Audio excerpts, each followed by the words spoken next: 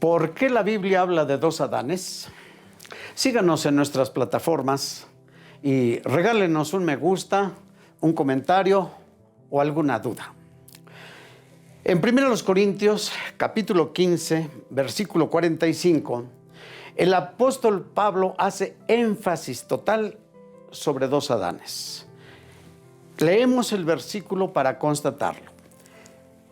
Así también está escrito que hecho el primer hombre, Adán, en alma viviente, y el postrer Adán en espíritu vivificante. Vemos ahí que el apóstol hace referencia a la existencia de esos dos Adanes y todavía añade en el mismo capítulo, en el versículo 21 y 22, que dice: porque por cuanto la muerte entró por un hombre, también por un hombre la resurrección de los muertos. Porque así como en Adán todos mueren, así también en Cristo todos serán vivificados. Notemos entonces que está haciendo énfasis en la presencia de esos dos Adanes, y obviamente vamos a ver los objetivos de cada Adán. Dice el apóstol, obviamente otra cita, Romanos 5:12, donde dice que el pecado entró en el mundo y que de esa manera entró a todos los hombres. Esa es la tarea, el objetivo de Satanás en la persona de Adán, que es lo que nos ocupa. Entonces, nosotros debemos de entender que Satanás, en aquel primer Adán, el que estuvo presente atrás de Adán, seduciendo a Adán con todo y Eva, o Eva con Adán, pues era Satanás. Sabemos el diálogo, la serpiente astuta, cómo intervino Satanás, etcétera. ¿Sí? Entonces, esto lo debemos de reflexionar un poquito con más tranquilidad, entendiendo que si aquel Adán estaba seduciendo o seducido por Satanás, no es la misma tarea que hace Satanás en este tiempo. No nos seduce en muchas formas. No dice en Mateo 4, dice allí claramente que lo que Satanás quiere es que estemos de rodillas ante él. Cuando nosotros hacemos el pecado X en cualquier dimensión, pues estamos de rodillas ¿ante quién? Ante Satanás. Entonces debemos de pensarlo con amplitud en no llegar a ser bocado de Satanás, presa de Satanás. La Biblia dice que anda como león rugiente buscando a quien devorar. Vamos a apoyar este entendido con lo que Dios le dijo justamente a Satanás en el primer libro de la Biblia, Génesis, a donde dice así: por cuanto esto hiciste, maldita serás todos los días de tu vida. Este versículo tiene dos puntos a tratar que nos conviene, porque en ellos está el proyecto de Dios para la salvación de nosotros. El otro punto es: por cuanto esto hiciste, polvo comerás todos los días de tu vida. Así de que esa maldición que Dios le dio a Satanás, la hacemos nuestra cuando nosotros pecamos. Y debemos de luchar todo el tiempo por aislarnos de esa situación y empezar a poner los ojos en el segundo Adán, que da vida. El otro punto que ya hice mención es cuando dice: y polvo será tu comida. Obviamente no está hablando de un polvo literal de la tierra, sino está hablando de nosotros mismos como pan y como alimento de Satanás. ¿Cómo lo conjugamos? Con Génesis capítulo 2, versículo 7, que dice así: y formó Dios al hombre del polvo de la tierra. Ahora, unamos este pensamiento con el verso 14 del capítulo 3. Repetimos: formó Dios al hombre del polvo de la tierra. polvo será tu comida. Ahí lo tiene usted. No está aludiendo a polvo literal, sino que nosotros somos comida de Satanás cuando nosotros hacemos lo que Satanás quiere. Eso lo tenemos que evitar y acercarnos, como dijera en Juan, el que no come mi carne y bebe mi sangre, no entrará en el reino de los cielos. Se nos está ofreciendo una comida diferente, pero una comida diferente espiritual, en santidad, que nos convierte en hijos de Dios y con aspiración al perdón, a la salvación, a la vida eterna. Por eso dijo Cristo Jesús que el que está en Él no morirá, sino que tendrá salvación y vida eterna. Él es la vida eterna. Entonces, este Adán es, en Cristo Jesús, el creador de una nueva humanidad, pero una nueva humanidad espiritual, no como aquella, sino una nueva. Te es necesario nacer otra vez. Allí lo tiene usted, como una nueva humanidad. Y dice así todavía, en Juan 1:12. Y todos los que le recibieron, a estos les dio el poder de ser llamados hijos de Dios. Ahí lo tiene usted. Estamos viendo el otro Adán. Y agrega en el versículo 13, estos no son nacidos de hombre mujer, estos son nacidos de Dios, por el Espíritu de Dios. Eso es lo que hay que entender. Por eso es una nueva creación, por eso es un nuevo Adán.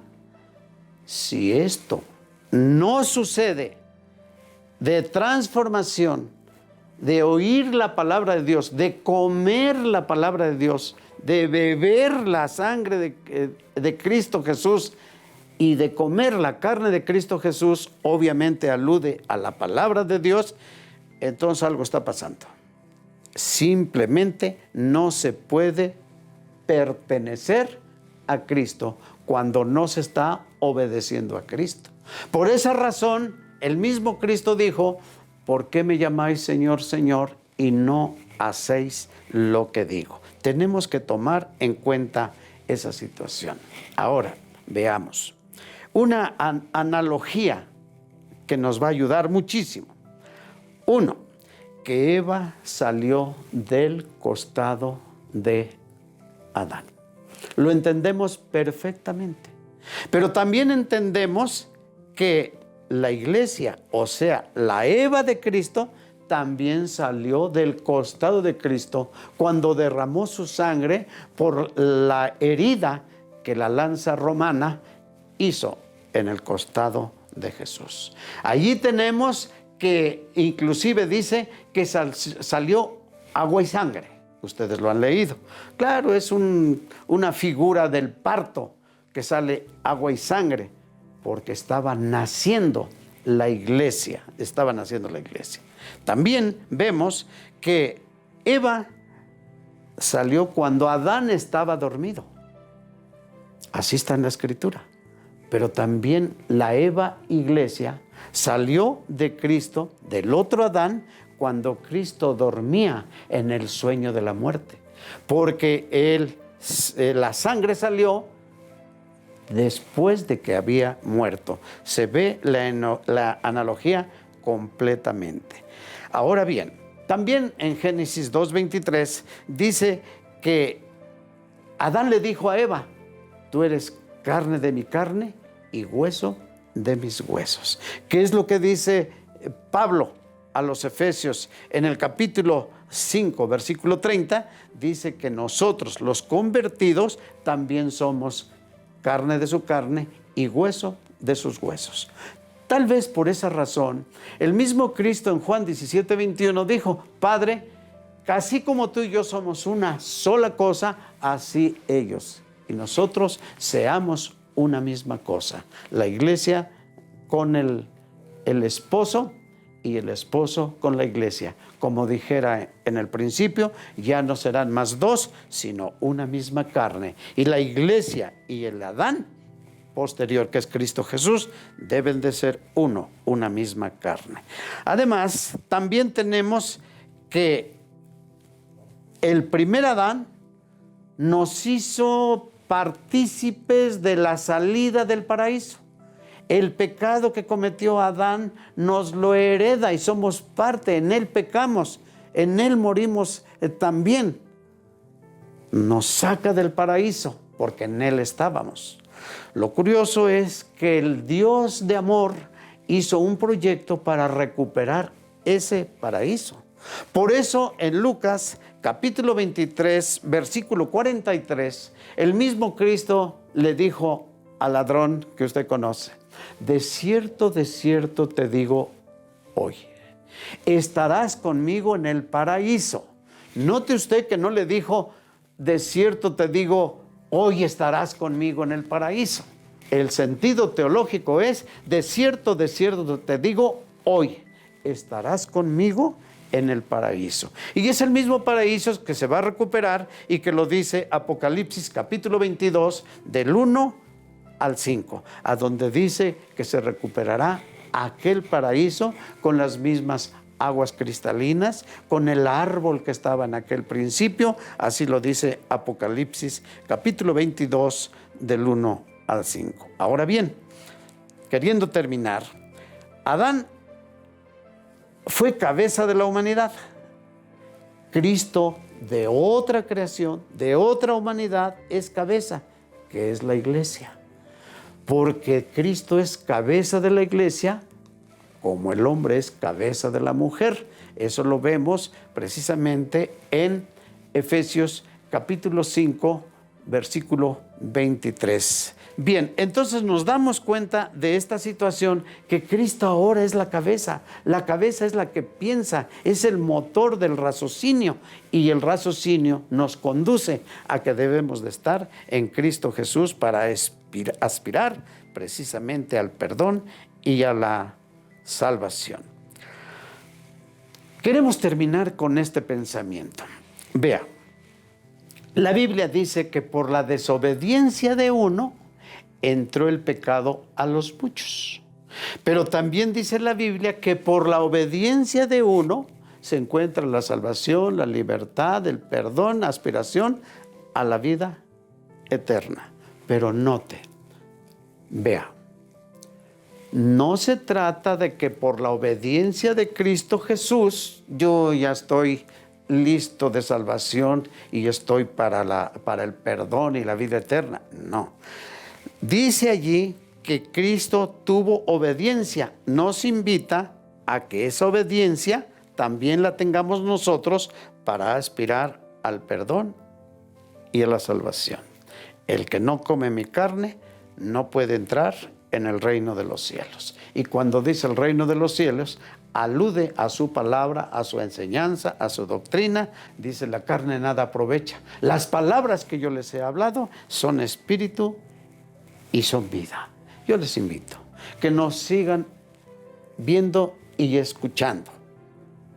Que Dios les bendiga a todos ustedes. Hasta la próxima.